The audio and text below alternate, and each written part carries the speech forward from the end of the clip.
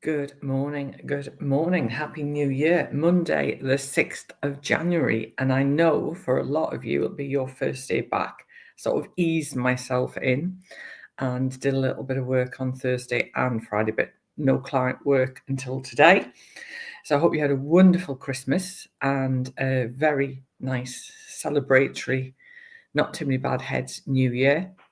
So it's the start of a new year. It's a fresh start. And I think this is a great opportunity to really take a step back. And that's what I thought I'd share some tips on with you this morning is how we can really make the most of this year.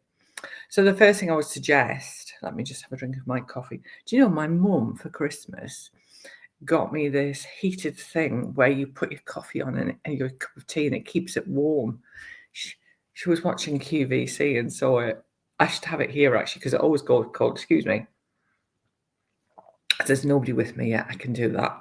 So, first thing I would suggest you do right now, if you do nothing else, two things. Take a look back at your analytics for last year. LinkedIn, Facebook, Instagram, particularly. I'm steering clear of the others. Will give you shed loads of data that you can see what content's performed well, how you've grown your audience. Why not consider setting some metrics for this year? Something achievable, something that's measurable, a smart metric. Yeah, let's call it that. I wonder if somebody's done that before. And make sure that we have got everything in place to start the year as you mean to go on, because it's really easy. They were talking about it on BBC Breakfast this morning about gym membership goes up by something like 12% in January. And then by the end of February, people have fallen off and aren't members anymore, which always tickles me. So have a look at last year. What did you achieve? What was great? What wasn't so good? And then set some really achievable metrics to how you can progress things. So I've set a really simple metric for this year. So I've got a Facebook group, a free Facebook group, where I share lots of social media tips, ideas, updates, stuff for members only, really. And one of my metrics is to get that up to 700 members by the end of March, up to 800 by the end of June, and up to 1,000 by the end of this year. So if you want the link for that, just message me. You can join the group. Everybody's welcome. So really specific metrics.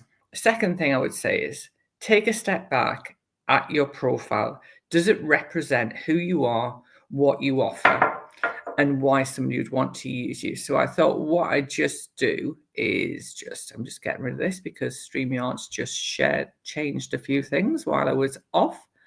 So if I go over onto my profile and we look at that, so obviously you're going to see this as I see it.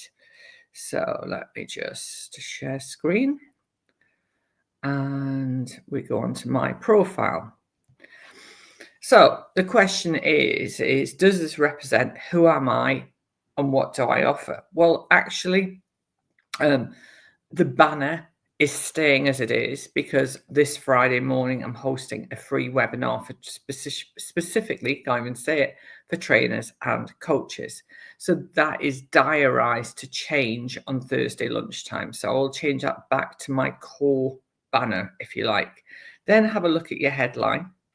Is that easy to understand? Is there anything that you want to change about that? So for example, the phrase social media mentor refers to my mentoring program where I train people to become the in-house social media managers for organization. Now that is something that I had an SEO campaign going on last year for that. Now there will be some residual for that. So I'm going to leave that as it is. And then if we go down to the about section,